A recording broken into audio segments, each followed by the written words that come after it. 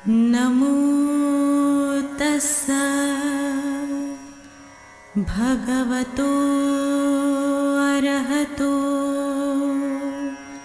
सम्मा सम्बुद्धस्स।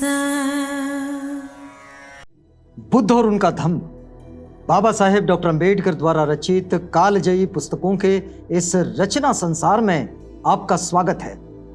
आप जानते हैं कि इस समय हम लोग बाबा साहेब डॉक्टर अंबेडकर द्वारा मूल रूप से अंग्रेजी में रचित ग्रंथ द बुद्धा एंड हिज धम्मा, इसका ये हिंदी अनुवाद आप तक पहुंचा रहे हैं। और ये जो हिंदी अनुवाद है, ये हिंदी अनुवाद भदंत डॉक्टर आनंद कौशल्यायन जी का है। तो आइए इस कड़ी में आगे बढ़ते हैं।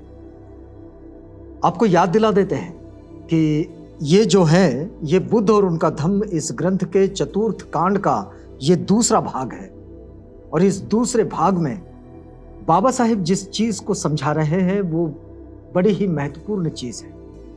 बाबा साहेब ने लोगों का जो चर्चा का विषय होता है हमेशा, जन्म, मृत्यु, पुनर्जन्म, इससे संबंधित जो पुनर्जन्म है, इस पुनर्जन्म को इस अध्याय में उस पर चर्चा की है। और इसको चर्चा करते हुए बाबा साहेब ये समझा रहे हैं कि तथागत बुद्ध की शिक्षाओं के द्वारा हम पुनर्जन्म को कैसे समझें। इसमें एक बात जो तथागत बुद्ध के विषय में कही जाती है वो ये है कि तथागत बुद्ध को हमेशा लोग शाश्वतवादी तो नहीं लेकिन उच्छेदवादी जरूर मान लेते हैं। उच्छेदवाद का मतलब कि मनुष्य की मृत्यु के बाद, शरीर मरने के बाद वो पूरी तरह से नष्ट हो जाता है, खत्म हो जाता है। क्या तथागत बुद्ध इस बात का समर्थन करते थे या फिर ऐसी कोई देशना देते थे? तो बिल्कुल नहीं। तथागत के शिक्षाओं के आधार पर अगर कहा जाए तो यह कहा जाएगा कि तथागत पुनर्जन्म मानते थे। हां, तथागत पुनर्जन्म मानते थे, जबकि वे उच्छेदवादी नहीं थे, जबकि वे शाश्वतवादी भी नहीं थे। तो बाबा साहेब ने इसी को प्रश्न बनाकर इस अध्याय में चर्चा की है। और बाबा साहेब ने क्या किया कि पुनर्जन्म, इसे दो प्रश्नों में बांट दिए कि पुनर्जन्म किस चीज का और पुनर्जन्म किस व्यक्ति का। हमने पिछली कड़ी में इस बात पर चर्चा शुरू की और देखिए कि पुनर्जन्म किस चीज का, इस बात को समझाते हुए बाबा साहेब ने महाकुठित और सारिपुत्र, इनके बीच जो संवाद हुआ उस संवाद को बताएं। इस संवाद को तो हमने पिछली कड़ी में देखा। आइए अब इस कड़ी में देखते हैं कि बाबा साहेब को क्या लगता था कि सारिपुत्र और महाकुठित, इनके पूरे संवाद में एक चीज जो छूट गई, जो महाकुठित ने पूछनी चाहिए थी, और वो थी कि उष्णता से क्या मतलब है। तो उष्णता क्या समझे? तो बाबा साहेब उसका उत्तर भी देते हैं और वे कहते हैं कि भाई ये तो कल्पना करना बड़ा मुश्किल है कि सारिपुत्र ने महाकुठित के इस सवाल का क्या जवाब दिया होता कि उष्णता का मतलब क्या है। लेकिन बाबा साहेब इसका जवाब देकर जाते हैं और वे लिखते हैं कि उष्णता का मतलब शक्ति। और फिर वो इस बात पर आ जाते हैं कि जब शरीर शक्ति को उत्पन्न करना बंद कर देता है तब वो मृत हो जाता है, तब वो मृत कहलाता है, तब उसकी मृत्यु हो जाती है। अब देखिए यहां से आगे बढ़ते हैं। बाबा साहब कहते हैं कि ये तो केवल उत्तर का एक हिस्सा हुआ, क्योंकि मृत्यु का एक मतलब यह भी है कि शरीर में से जो शक्ति निकल कर गई है वो उस सारे शक्ति समूह के साथ मिलकर एक हो गई जो विश्व में संचार कर रहा है। अब बाबा साहब ने इसका दूसरा हिस्सा, भाई ये तो सामान्य सी बात हो गई कि भाई शरीर ने शक्ति को उत्पन्न करना बंद कर दिया, वो मृत हो गया। ये हो गया उत्तर का एक हिस्सा। लेकिन दूसरा हिस्सा कि शरीर ने जो शक्ति उत्पन्न की, वो सारे, मृत्यु का एक मतलब तो यह भी हो कि शरीर में से जो शक्ति निकल कर गई उस सारे शक्ति समूह के साथ मिलकर एक हो गई जो विश्व में संचार कर रहा है। अब ये शक्ति जो निकल गई, वो शक्ति तो विश्व में जो संचार कर रही है शक्ति, उस समूह का वो हिस्सा हो गई। इसलिए मृत्यु के दो अर्थ हैं। बाबा साहेब लिखते हैं कि इसलिए मृत्यु के दो अर्थ हैं। दो अर्थ कौन से हैं? एक ओर तो इसका अर्थ यह है कि नई शक्ति की उत्पत्ति का रुक जाना, और दूसरी ओर इसका अर्थ यह है कि विश्व में जो शक्तिपुंज संचरण कर रहा है उसमें कुछ वृद्धि हो जाना। एक तरफ शक्ति उत्पन्न होना बंद हो गया और जो शक्ति निकल रही थी वो शक्ति उस समूह का हिस्सा बन जाना, और शरीर के मरने के साथ ये जो चीज़ों का, भौतिक चीज़ों का जो पृथक्करण हुआ है और वो उनके समान चीज़ों में जैसे मिक्स हो गई है, तो ये जो समूह है शक्ति का उसमें वृद्धि हो जाना, ये दो बात। संभवतः मृत्यु के इन दोनों पहलुओं के ही कारण तथागत बुद्ध ने कहा कि वे उच्छेदवादी नहीं थे, क्योंकि कोई चीज खत्म तो नहीं हो रही, सब यहीं पर है, सिर्फ वो रूप नहीं दिख रहा है जो रूप जिसे हम देखा करते थे, मतलब मृत्यु से पहले। लेकिन मृत्यु के बाद चीजें तो सारी की सारी वही की वही है। जहां तक आत्मा की बात है, बाबा साहेब लिखते हैं, जहां तक आत्मा की बात है वे उच्छेदवादी थे।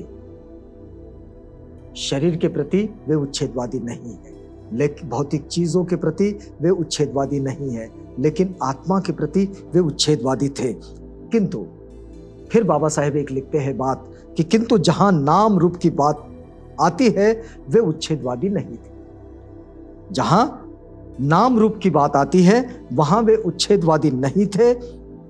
इस व्याख्या को स्वीकार कर लेने पर यह समझना कठिन नहीं है कि तथागत बुद्ध ने ऐसा क्यों कहा कि वे उच्छेदवादी नहीं।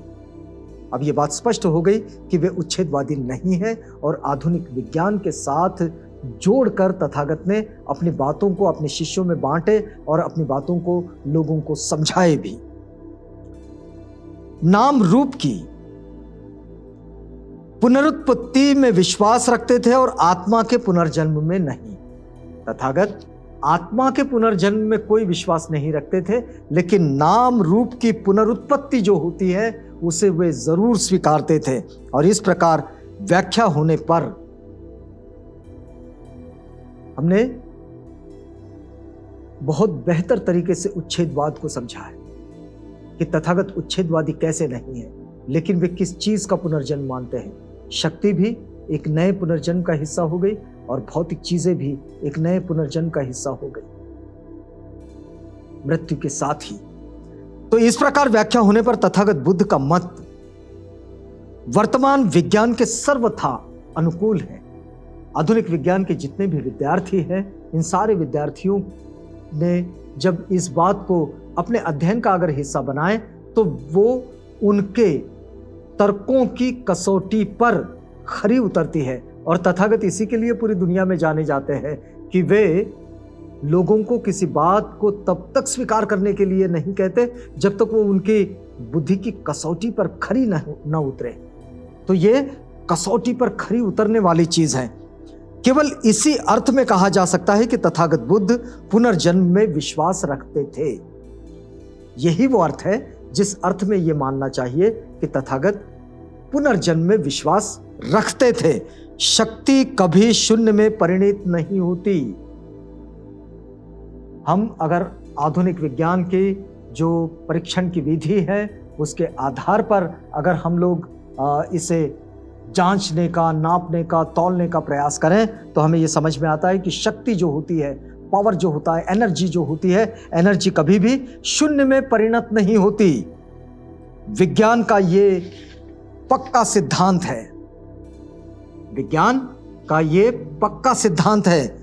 यदि मृत्यु का ये अर्थ किया जाए कि मृत्यु के अनंतर कुछ नहीं रहता तो ये बात विज्ञान के विरुद्ध होगी।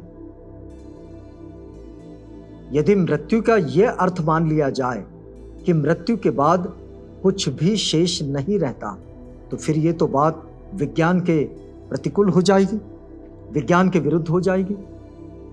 क्योंकि अभी अभी हमने इस चीज को समझे हैं कि कोई भी भौतिक चीज ये खत्म नहीं होती है, कोई भी शक्ति समूह ये शून्य में नहीं चला जाता।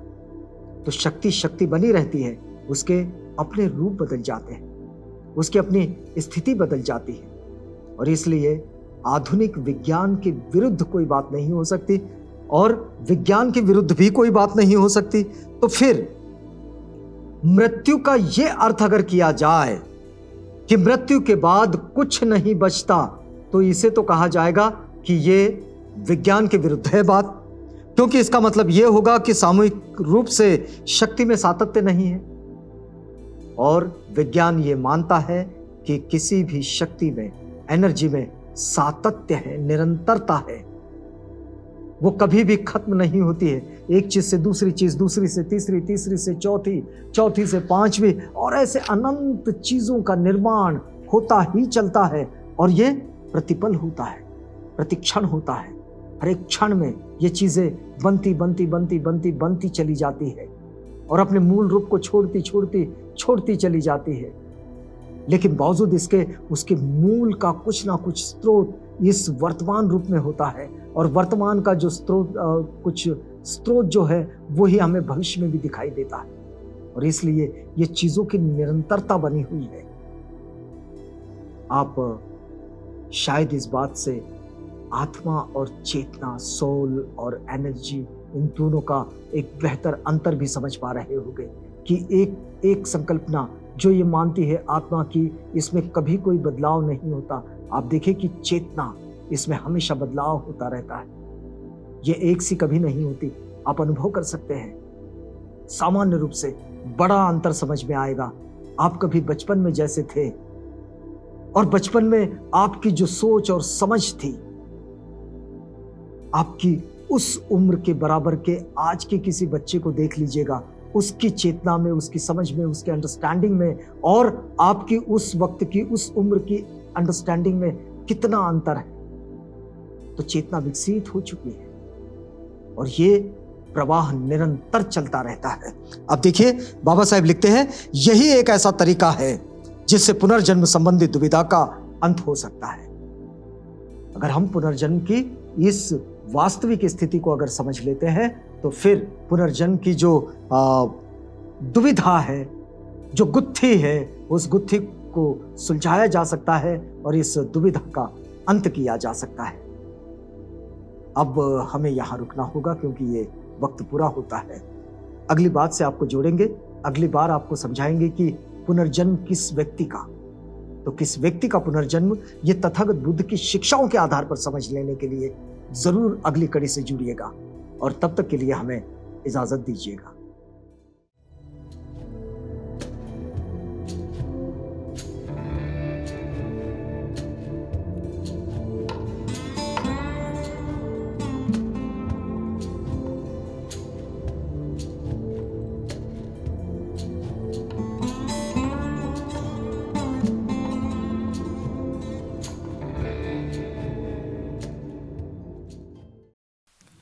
बुद्ध और उनका धम्म।